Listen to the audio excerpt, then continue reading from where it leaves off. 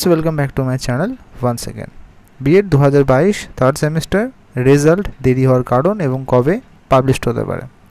দেরি হওয়ার কারণ যেগুলো রয়েছে সেগুলো হচ্ছে এখন যে সমস্যাগুলো চলছে কলেজের অ্যাফিলিয়েশন নিয়ে এবং তার সঙ্গে কলেজের যে বিভিন্ন শিক্ষক শিক্ষিকা রয়েছেন তাদের কোয়ালিফিকেশন ঠিকঠাক আছে কি না এই সমস্ত কিন্তু চেক হচ্ছে এবং তার সঙ্গে পুরো ইআরসি লিস্ট বলতে আপনার কলেজের অ্যাফিলিয়েশন পাওয়ার জন্য সব কিছু ঠিকঠাক আছে কি না, যেমন ফায়ার সার্ভিস হোক যাই হোক সমস্ত রকম পরিষেবা আছে কি না এগুলো চেক হচ্ছে।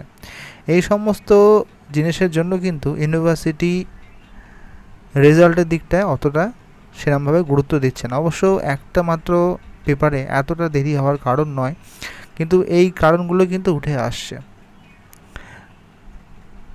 একটা অবশ্যই আপডেট ছিল যে এই মাসের শেষ সপ্তাহের দিকে, কিন্তু সেটা সামান্য একটু পরিবর্তন হওয়ার সুযোগ রয়েছে এবং সেটা কিন্তু আরও কয়েকটা দিন বা এক সপ্তাহ মতো কিন্তু পিছিয়ে যাওয়ার সম্ভাবনা রয়েছে। বিরক্ত হলেও বা অসহ্য হলেও কিন্তু ইউনিভার্সিটি স্টুডেন্টের কথা সেইভাবে আপাততভাবে গুরুত্ব দিচ্ছে না এবং সত্যি এটা চিন্তার ব্যাপার।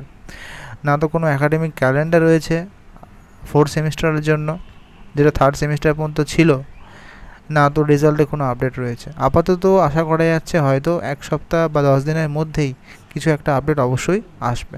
ধন্যবাদ।